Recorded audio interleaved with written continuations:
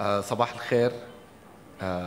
لو سمحتوا ممكن تتفضلوا عشان Please be seated because we are starting. أنا عادة ما ببلش جلسات صباحية. Usually I don't start morning sessions. This is my first time. ما ببلش I never start in the morning. هلا نحن هنا الآن We here now to talk about the beginning of a media experiment with a landmark in Arabic قناة الجزيرة media, which is the Jazeera network. It opened the door to largest transformation.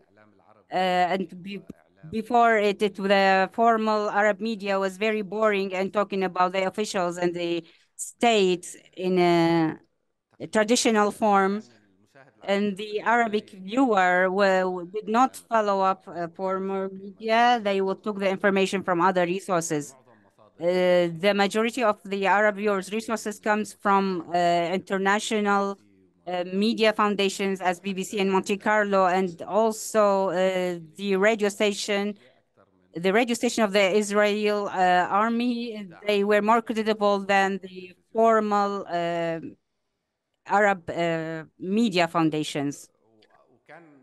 وكانت الجزيرة And the Jazeera created one qualitative transformation because it opened a new door of official Arab وإن كان بشكل ما رسمي media into a funded media. And I had a personal experience with Al Jazeera كنت في بداية at the beginning of my career, and I went to زيارة visit Jazeera in Doha to the beginning of my cooperation. At the time, the buildings were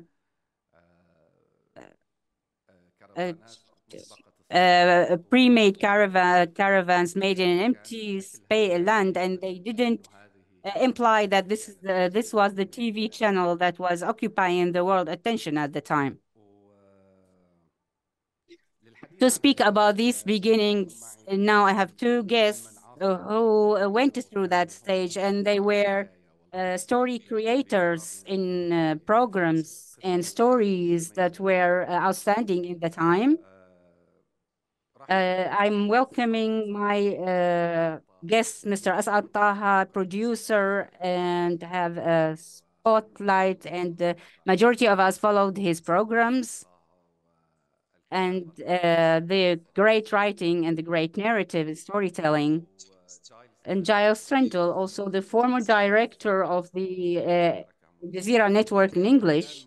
He was used to be a producer of the very secret, very confidential. It was considered the beginning, one of the first investigative journalists in the Arabic world. We start with Mr. Asad Taha.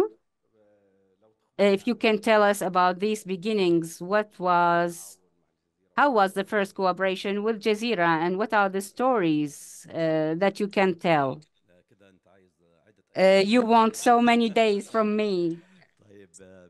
In the name of God, the truth is going back or talk about the first days of Jazeera. For me and for all people like me, is sweet, and we reminds of a golden era that Jazeera network lived. It's very important at the beginning to say we have to remember that the reality 27 years now, when the Jazeera started, was completely different. I mean, the media reality, the political reality, and the economic reality. Even technical issues, all these things, it was completely different from now. To talk about this experience, we have to remind and frame it within the reality when it was back at then, when the idea started.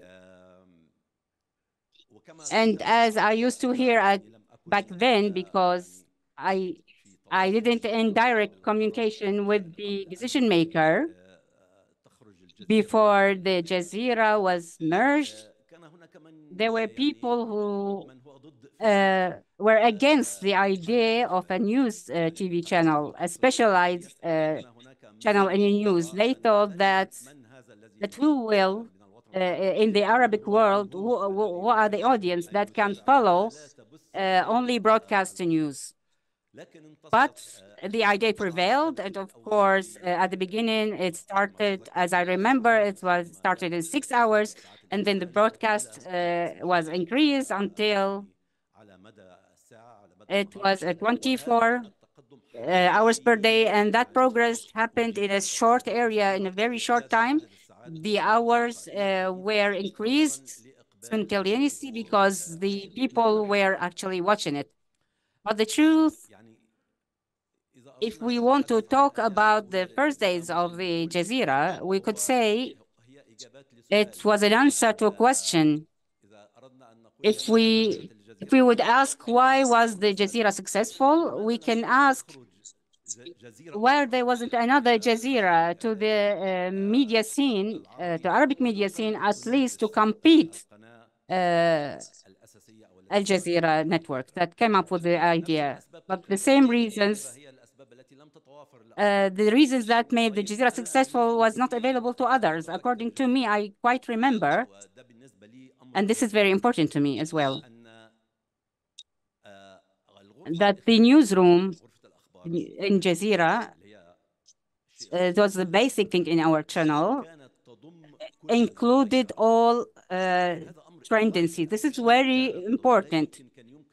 You cannot categorize that channel in a specific affiliation, whether Islamic or right or left, or the currents were there present in our newsroom and in our channel. This reflected basically on the screen. It was very highly momentum and highly diverse in decision making. I can claim that even the personal relationship between the colleagues in the newsroom was highly creditable and mature. There were no categorizing as there is in the media reality. These are Muslims, these are Sunnis, Shia, these are all these stereotypes were not present and as sharp as there, but was present, but they were working together in a harmony, and they recognize the other, and they working with the others, not competing with them as it is now. This was very important. The other thing is the management was successful in making the idea of the channel as if it's a dream for each one that has been working. This is how I felt. No one was working that this is a sport or a source of income as much as it's a project, as a dream to have a news channel, an Arabic news channel that will convey from reality what can happen and what's going in all fields, economy, political, and military. It was a dream. I also remember that there was an incident at the beginning, and there was a high concentration, a group of young workers who had to work more than they were demanded. So at the end of the month, the management gave them overtime paid. They said they refused. They said we weren't doing that for the sake of the benefits. We all had the feeling that this is our channel, our dream. There were high flexibility from our management. They were flexible in dealing with the incidents, when dealing with people, and in dealing with whether internally or externally. This flexibility, it's absent now in the majority of media foundations, also maybe in Jazeera itself in this time. Now, to make a specific decision, it has to go through different and complicated stages and complications. This wasn't present back then. Things were so good. That's why even at the beginning, when I visited Al Jazeera before the broadcast, we were talking about the possibility of cooperation. I asked not to be employed, but to be as a freelancer or an outsider. It wasn't a time. object of discussion. Always do what you want, but professionally, of course. If we are to remember or recall that era, I think one of the success factors was, I don't know what to call it. It could be humanitarian or respecting the other, meaning that the management, especially with the people who are in the field, they were highly respected. I remember the first or second year I was in Kenya, I was detained there for a long story. The important point is that my family and my wife were in London. So Mr. Mohammed Jassim, who was the director of Al Jazeera channel, he was supposed to be present here with us today. We would have been happy had he been there. He called my wife from Doha and told her that we are broadcasting that Assad was detained, but be rest assured that dialogue is going on to release him. Please don't be worried. Then he asked her a question. Do you need something from a market? She was surprised. He was in Doha and she's in London. Told her, no worry, I will send you someone to take care of you if you need anything. When I am released from this crisis, and my loyalty, of course, will be for this channel, for this management that took care of my family when I was in this situation. This high respect and highly humanitarian dealing, there are so many stories that took place within this framework. All revolves in the same issue. There respect the people who are doing the actual work and not working without us being paid, that we are employed and getting paid, and we have to accept anything. It was a humanitarian handling and dealing, and we were highly respected. Also, the truth, my personal experience, when everything I say, it's my own experience, because if there are any negative experience, I'm not responsible. My own experience, I worked for 20 years in Al Jazeera. No one intervened or in a word or in content unless there is technical problems or they need to summarize to fit the time, but no one ever intervened or in my work in any form. I don't know if I have the time, if I can say what I want. Actually, I went to Venezuela when Chavez was the president there.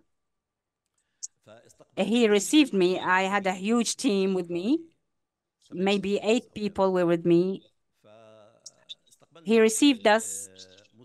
The advisor of the president, he was Syrian in origin. In the airport, after we were seated, this is the first time that I'm saying this, but the important, he said, the Prince of Qatar is a personal friend for Chavez. That's why I don't think he will accept that you would speak in any negative way against Venezuela or Chavez. I was surprised. I told him, we are not an official delegation. We are here we are not doing official cooperation between the countries. I waited for the time difference between Doha and Caracas, and I contacted Mohammed Jassim, he was director, and told him, if this is the situation, I should be leaving. He said, don't worry at all. I wouldn't intervene in what you decide. One condition is that you commit to professionalism standard. This is the code. But in your opinion, you can say what you want. So it was that far that were no interventions in any kind of our work. The truth is, the Jazeera, with the journalists and the directors and media workers who started with it in all their ambitions, we wanted to reach a number on the global map. We will seek and hear and listen to what was told before us internationally, Britain and US and the whole West, that the standards and values, professional values and impartialism, objectiveness, selection of terminology very accurately. These are high standards. And after we got them, Europa gave it all up in Palestine, as you can see. We were struggling to reach this level. I think now Jazeera has reached for it, but the others we were seeking to be reaching these values, they gave it up. As any humanitarian experience, they had their ups and downs, and there are some setbacks. Of course, there are some cakes, but this cannot be denied. But the truth that this experience was very rich. My dream is that we have in this time in other media foundations that will compete with the same values and standards and the same principles that the Jazeera started with.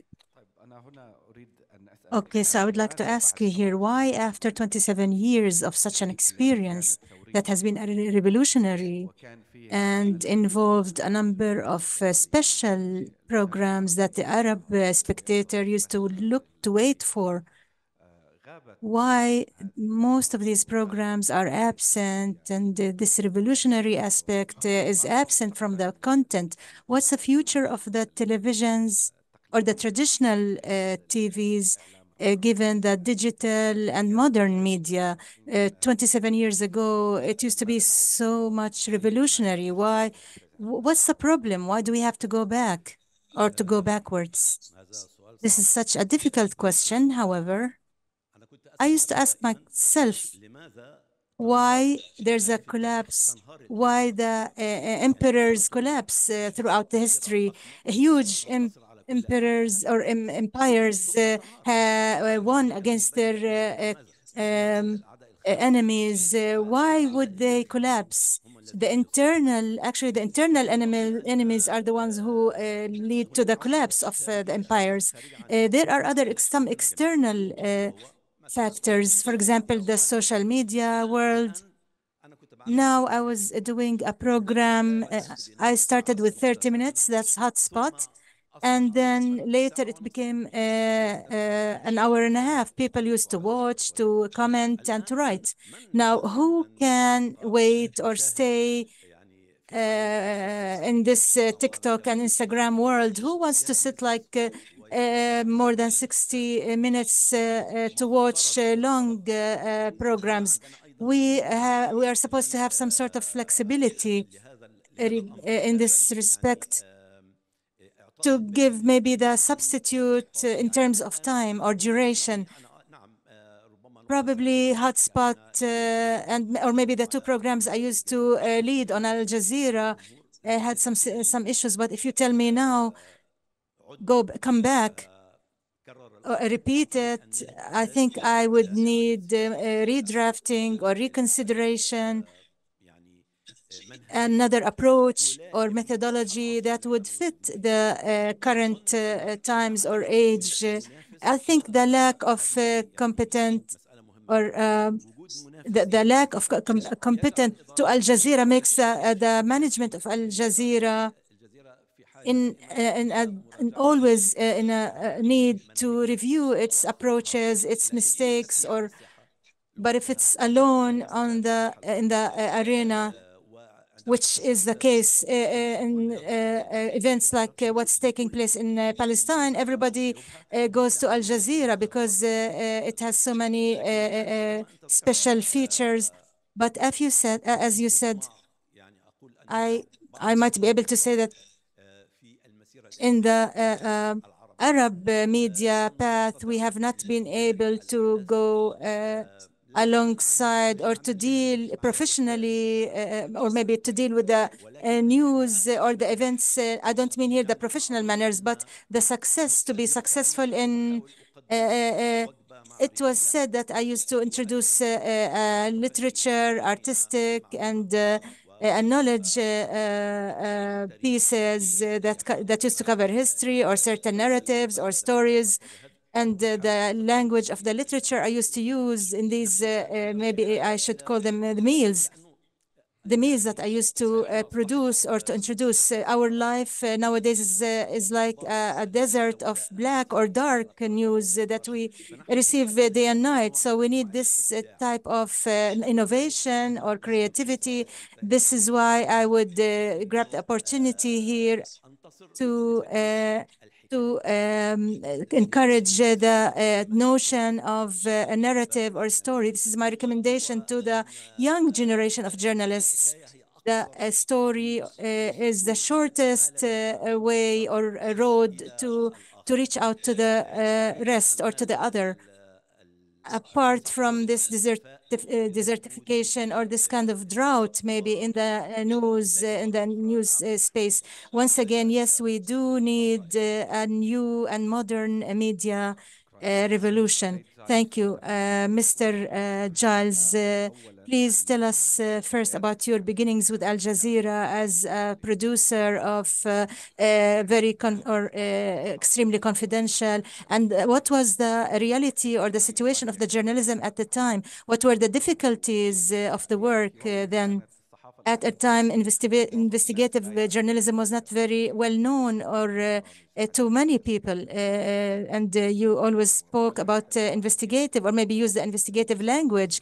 And then we go with you to speak about your role, about managing Al Jazeera International, and how you used to convey the information or to present the information from the Arabic Al Jazeera to the English Al Jazeera. You have transformed or made such a great shift between both to the Western spectator, or and how the foreign viewers used to accept or receive such content that was originally for the Arab viewers. Okay, thank you, Omar. So I've been I was with Al Jazeera for 19 years. I left Al Jazeera 3 months ago. And it was a sad leaving because it was a personal reason. After 17 years in Doha, I needed to go back to family, so it was personal reasons. But I started Al Jazeera in 2004, and I started with Al Jazeera Arabic. That was way before there was any idea of Al Jazeera English. And I joined Al Jazeera Arabic. Why did I join Al Jazeera Arabic? Without going too much into the backstory, but basically I had been a freelance journalist, mainly in Lebanon, during the Lebanese civil war, and I had become very disillusioned with Western media and with the way the Western media reported Lebanon at the time and the civil war that was going on. I then became a filmmaker, documentary maker.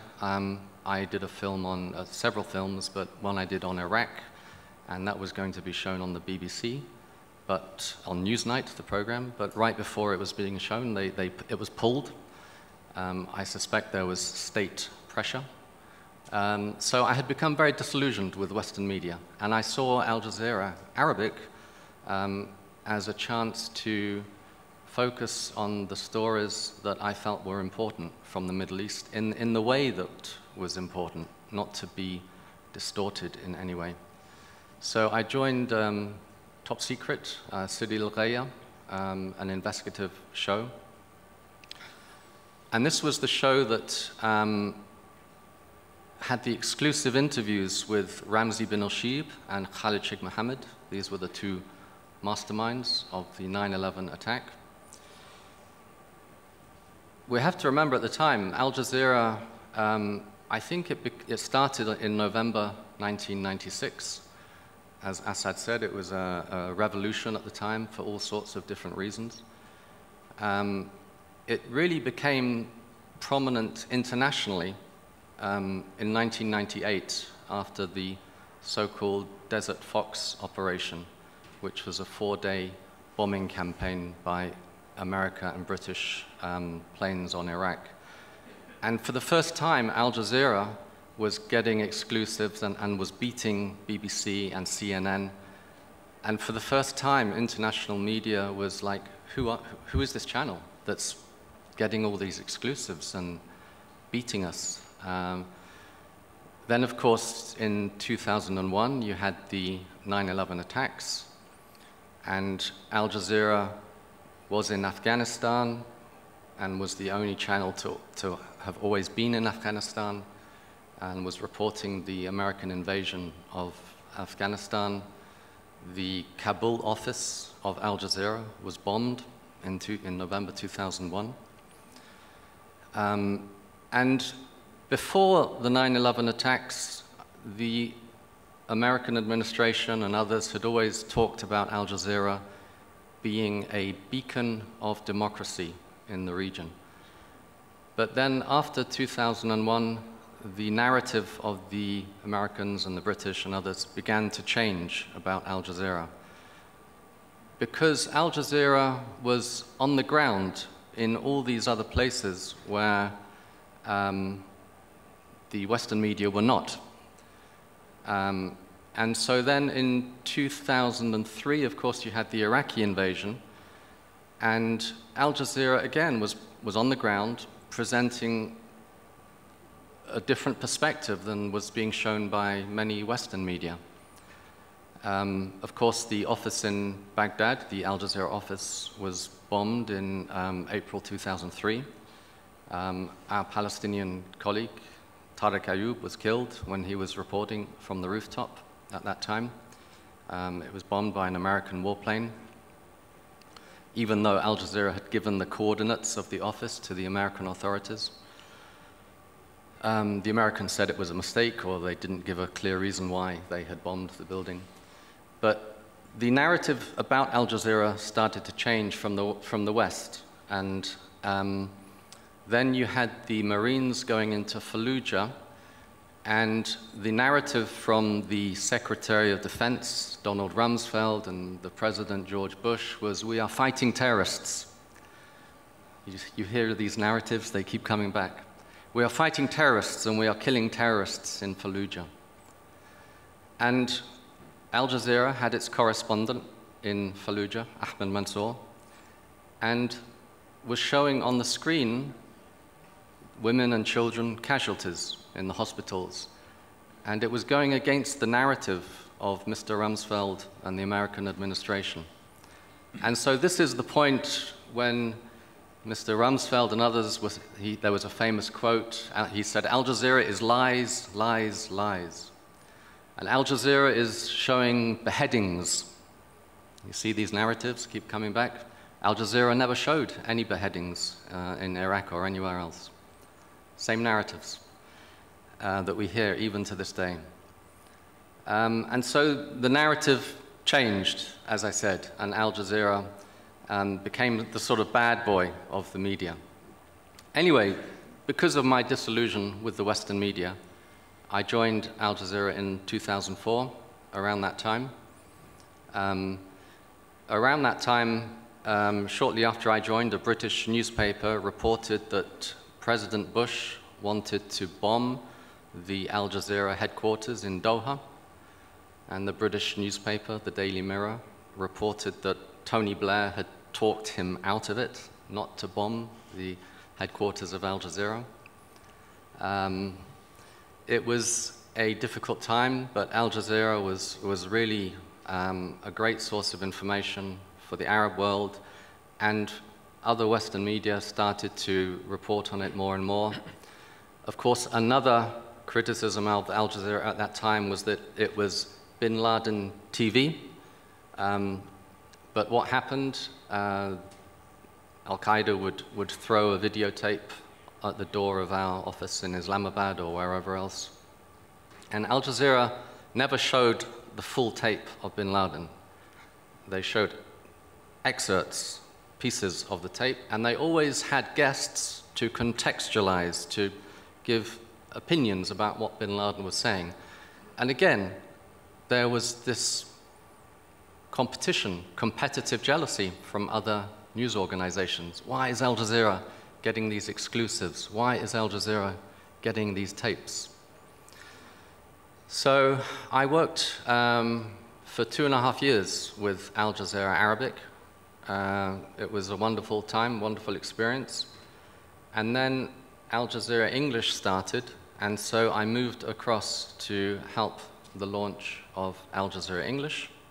Al Jazeera English launched in November 2006. And I was with Al Jazeera English. I eventually went on to become managing director. One of the things I did in my time at Al Jazeera English, because of my connection to Al Jazeera Arabic, I would reversion, meaning to translate and prepare some of the Arabic films that were on Al Jazeera Arabic to show them on Al Jazeera English.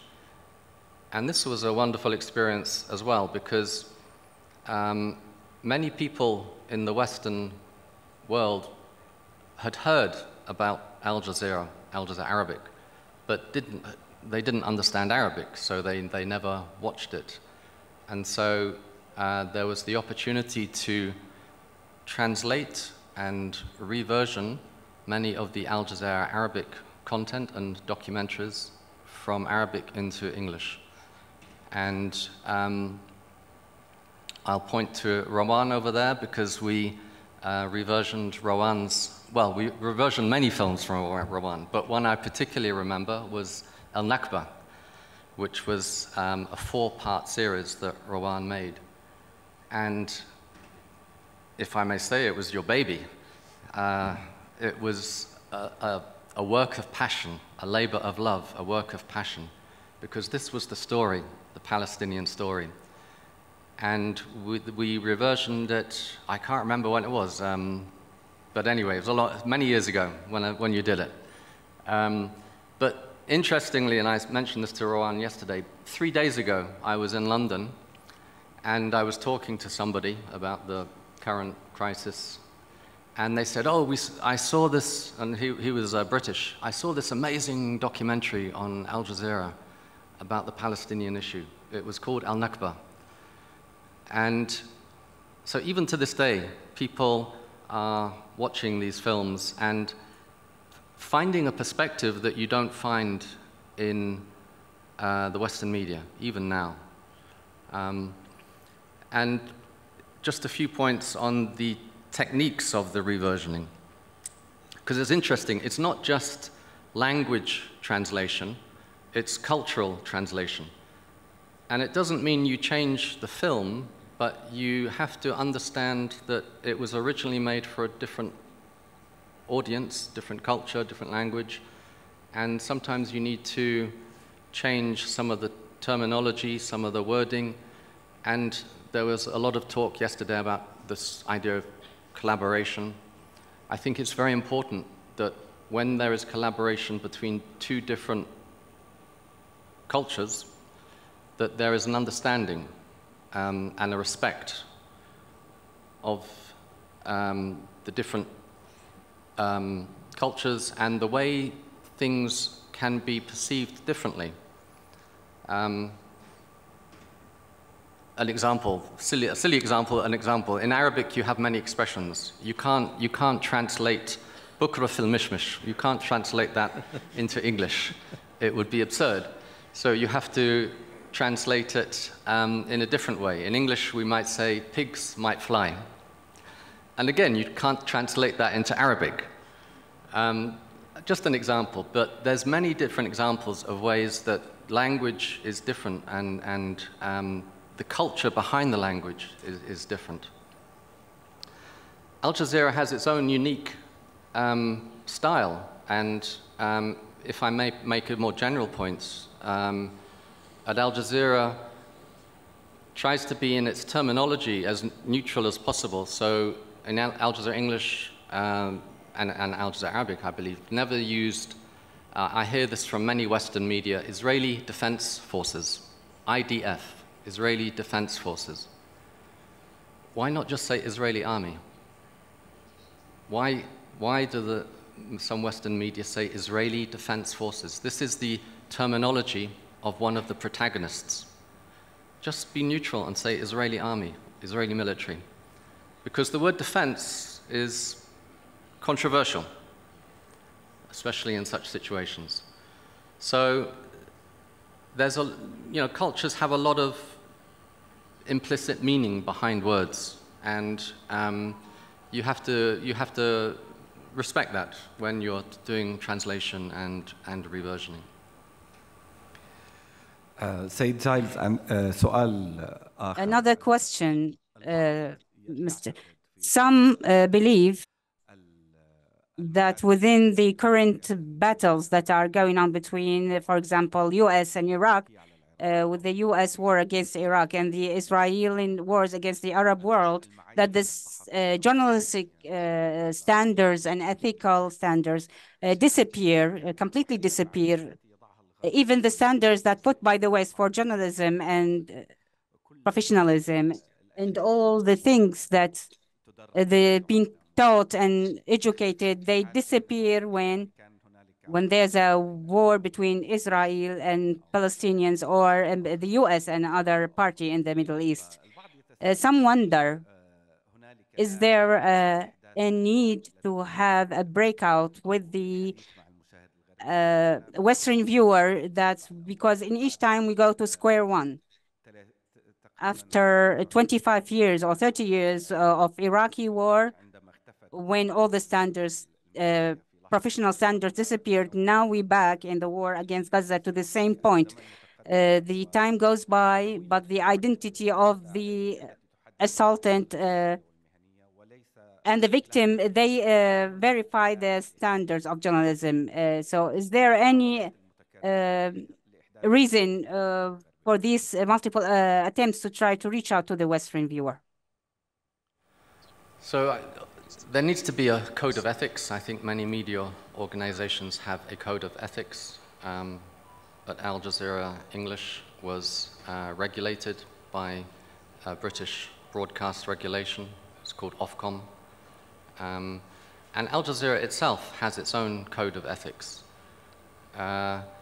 I think in any conflict, especially when it comes, well, any conflict, but particularly the Middle East, and particularly the Israeli-Palestinian issue, there's always a lot of focus on how the media reports these issues.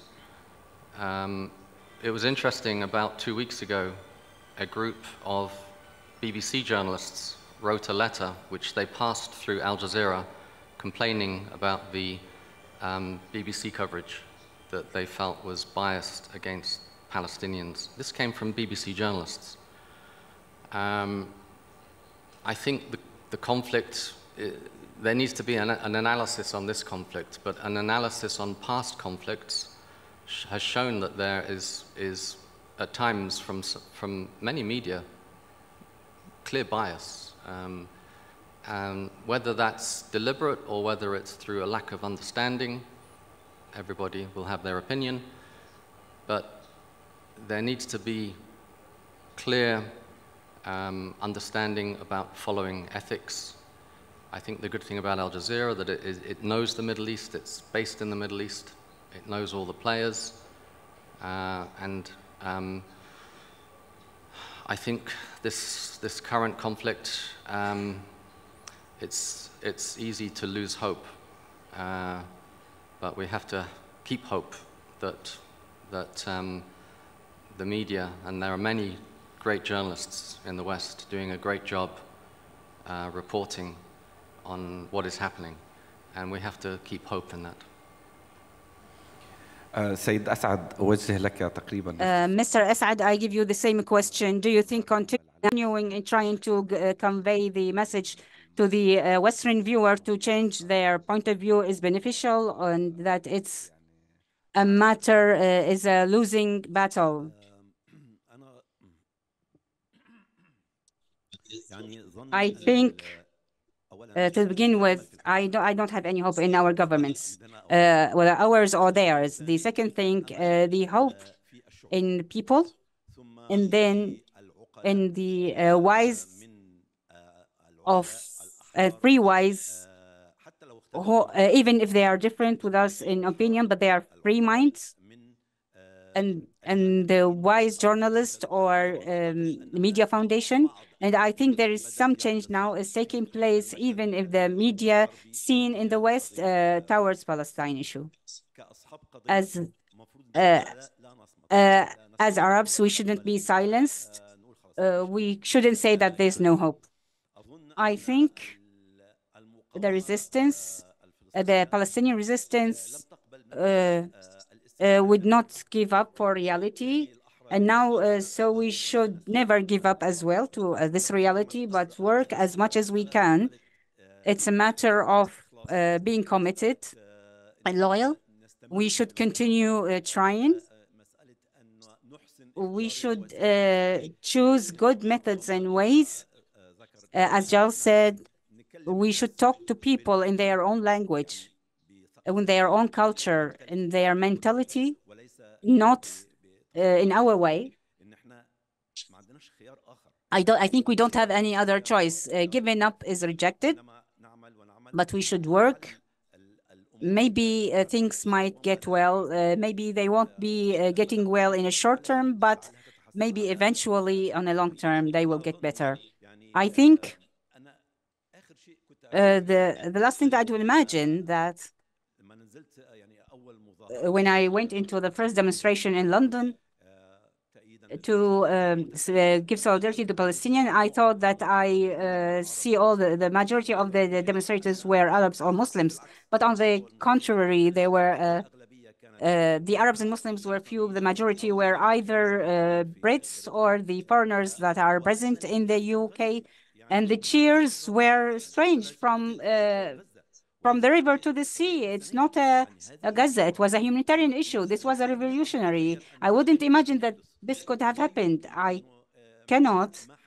What took place in 70 years and over the century, we cannot demand that it would change in days. We need more years.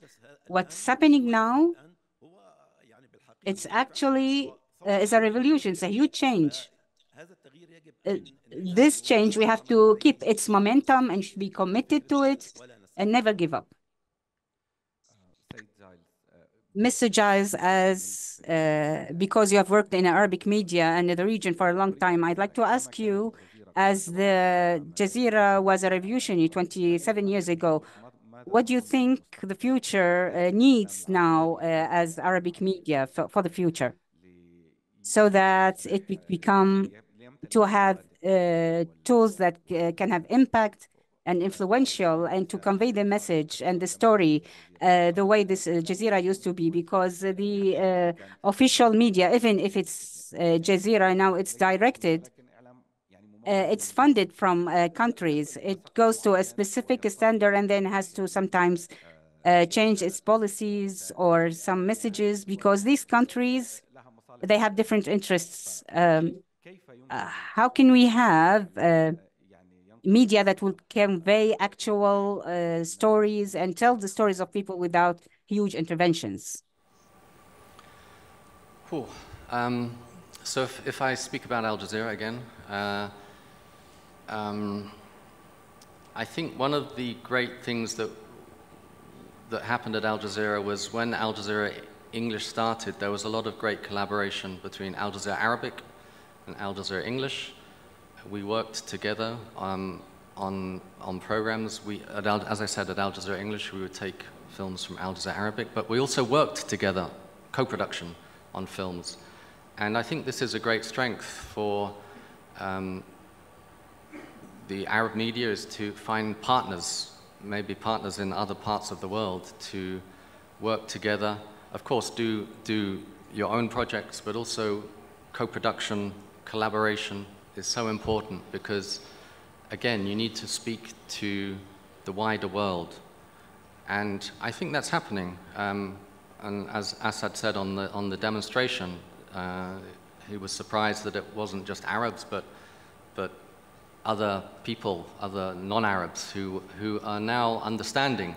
And they're understanding because they are getting that perspective that is from the Arab world, but formatted in a way that is appealing maybe to Western audiences or Asian audiences or African audiences. So I think collaboration cross-border collaboration, which is what this, the theme of this event. I think it's so important. And Al Jazeera now has Al Jazeera English, it has Al Jazeera Balkans, which is based in Bosnia, in the Balkans language. And I think different languages, different cultures working together is a great strength, because you can appeal to a much wider audience. So I think that's a great future. And I think the technology is enabling that and allowing that more and more. When Al Jazeera Arabic started, it was very much an island, an Al Jazeera on its own. But it's grown now into be a network. When I was at Al Jazeera in Doha, there was something like 83 different nationalities working across Al Jazeera network. This is a great strength. This diversity is a great strength. And I think this is a great opportunity to continue to build this for the Arab media. If you don't mind, I'd like to add that we are talking about huge foundations. We are talking about Al Jazeera and with huge budgets. The fear now, each one of us is waiting to have these foundations or any other foundation or any huge creations. And I think it's on the contrary for that I think each one of us should not wait. Anyone who can know another language other than the Arabic to reach out with others with their own language, سواء their spoken or their cultural language. And you shouldn't wait to have them agree in all our opinions. So eventually we are different people, but at least they should listen to us. I think we should have the individual efforts. This was really shown in the recent events on social media. The revolution of social media and platforms, and the people who volunteered to work, to do videos in other languages and talk to the West world. They had breakthroughs. At least each one of us is doing what they can. They wouldn't wait to have huge media foundations to perform that. Thank you, both guests, and we open the floor for questions. We need someone to give the mic. In the name of God, thank you so much for this nice session. My question is for Mr. Giles. Since he's speaking from outside the organization or Al Jazeera, what do you think about the translation of the Arab content for the English-speaking audience? To what extent this has been successful in transferring or this content? How successful this was? Okay, once again, to Mr. Giles, how successful was the translation of the content or the adaptation of the content in conveying the Arab treatment to the English-speaking audience regarding all the Arab issues, and how successful it was in linking the borders? Thank you. I mean, the digital linkage of borders. Thank you. I think it was very successful. I mean, what can I say? And maybe you should ask Rawan, whose film we reversioned, but and Ashraf, who's one. We showed films, many films of Ashraf. It opened up a new perspective to many audiences in not just the West, but in Asia, in Africa, South America. And as I said, this comment that this person 3 days ago said, he was greatly surprised and amazed that there was this perspective, excuse me, this perspective that he had never heard until he watched Al-Nakba. And that's what it's all about. It's presenting new perspectives And in many ways, that's the great strength of Al Jazeera when it launched. It was until Al Jazeera, the dominant narrative was coming from London, Washington, Atlanta, Paris, Berlin. That was the dominant narrative of media. Al Jazeera really rebalanced perspectives and gave different narratives. And so the work that we did to translate and reversion the Arabic films was a great help in adding to that ability to reach out new perspectives to new audiences in the West. تفضل. عشان تفكر إنه ما شفتك أول مرة. Good morning. Thank you so much. There's no doubt that Al Jazeera is an exceptional experience at all levels. Throughout the levels, it's really an exceptional one that can be taught. I have two questions regarding this. The first is for Mr. Assad.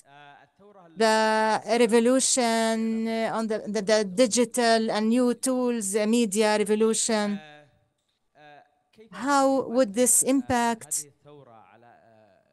the level of performance of channels like Al Jazeera when it is carried away or maybe wants to work alongside such revolutions with a number of giving up on their own reviews or standards, especially when we speak about programs that are important and are no more on the screen. How can we, or maybe the concessions that Al Jazeera has to do, how can we find a joint mechanism to benefit or while preserving this original value built by Al Jazeera throughout the years? This is my question to you, and my question to Mr. Giles. The performance, the English Al Jazeera performance during the war on Gaza was really kept pace with the events. Can you please highlight how Al Jazeera was able to penetrate or to confront the Western media? How can you share some examples? And how was the response by the Western audience, since you are from the Western, originally from the Western audience? How did the Al Jazeera English performance had impact on the Western audience? Thank you. These are 50 questions, actually, not just one.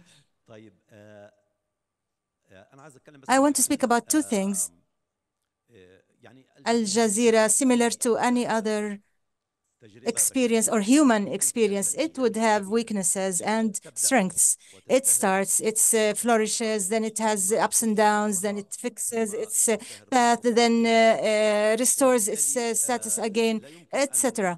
And thus, we can't say that this path was always correct or 100% correct. There could be sometimes some ups and downs or impediments. We have to correct the loyal ones we work on, or the fixers work on fixing this path. But we have to acknowledge or maybe to admit that in certain areas there had been some shakes. The other thing is that the competition or competitiveness among the role of the channels and the social media. These are very contradictory opinions.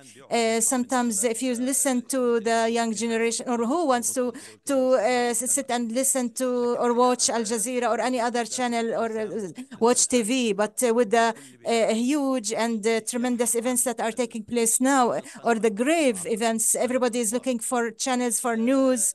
The social media plays a role. I believe that you meant that there is some sort of complementary work, diverse roles, similar to a book, a magazine, or a newspaper, a long or a short news item, the analysis, etc. So the very swift performance, people would resort to short videos on social media. However, if we look for a certain news item that we think is correct or maybe secure enough, we would resort to the bigger channels. I believe this would continue to or would be would continue to happen. In the media today, it is very difficult to have any predictions about the future regarding, in terms of the media. The forecast, the media forecasts could involve many changes. Is it the platforms who would be governing or ruling or maybe conquering? We don't know. People could resort to digital, etc.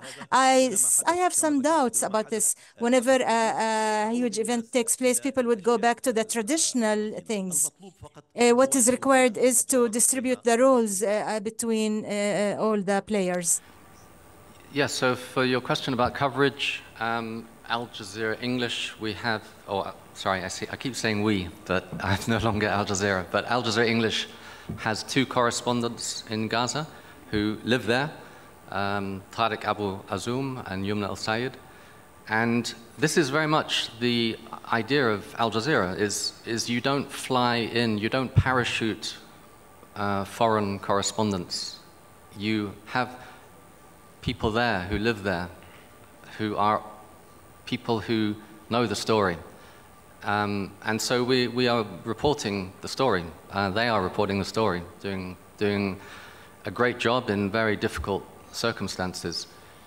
But the wider aspect of your question about Al Jazeera English, if I may go back to 2 years ago, Al Jazeera had its offices bombed in Gaza in May 2021. I don't know if you remember that event. The big high-rise store building was bombed by the Israelis.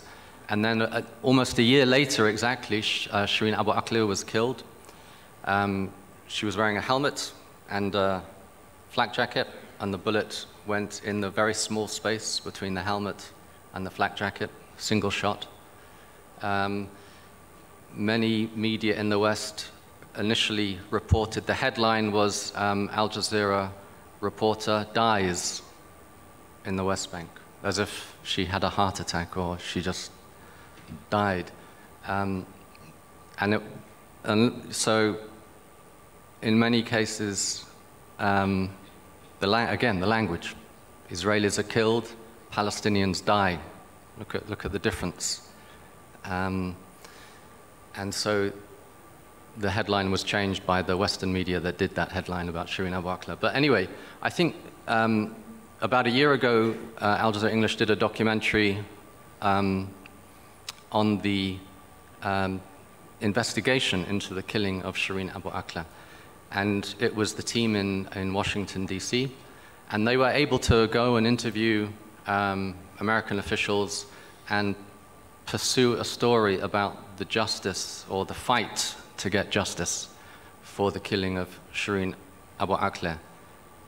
So I think Al Jazeera English, with the help of its network, can be a great addition to justice and to coverage and the correct coverage of these issues. And my final example, a few weeks ago, Al Jazeera English showed a film about an ambulance driver in Gaza. And it was taken, I think the footage came from our colleagues at Al Jazeera Arabic, or the contact for the filmmaker came from our colleagues at Al Jazeera Arabic. But again, it was a half-hour film, no narration, no voice of God narration, just a simple, I say simple, but the camera following an ambulance driver in Gaza. And what a powerful, powerful film it was about just one man, but what he had to deal with his team and his colleagues. And that goes to the power of storytelling that Asad mentioned. Sometimes you don't need a presenter, sometimes you don't need a narration, sometimes you just need to follow a character and see the experience from their perspective. And again, that's very much what Al Jazeera did in its storytelling. We always tried to show the people at the heart of the story and let them speak their narrative. Your story is your power, and you don't want to disempower people by somebody else telling their story. So it's very important that when you tell stories, you give the power, and you give the power of the narrative to the person whose story you're telling. مع الأسف وقتنا. Unfortunately, I want to say one last thing in less than a minute. I took part in coverage of too many wars, the Bosnia, the Shishan, Zaire, that is Congo now. I admit now that I don't believe there had been a vicious war similar to the one that is taking place now in Palestine, in Gaza in particular, that is dangerous and a threat to the team working there. I would like to grab the opportunity here to salute all my colleagues working there in Palestine, in Gaza, not just Wa'il Tahdud, but not only the Wa'il Tahdud, but the entire team. All of them, they have an army behind them, supporting them. This is an opportunity to salute these people who are subject to vicious attacks that are beyond our imagination.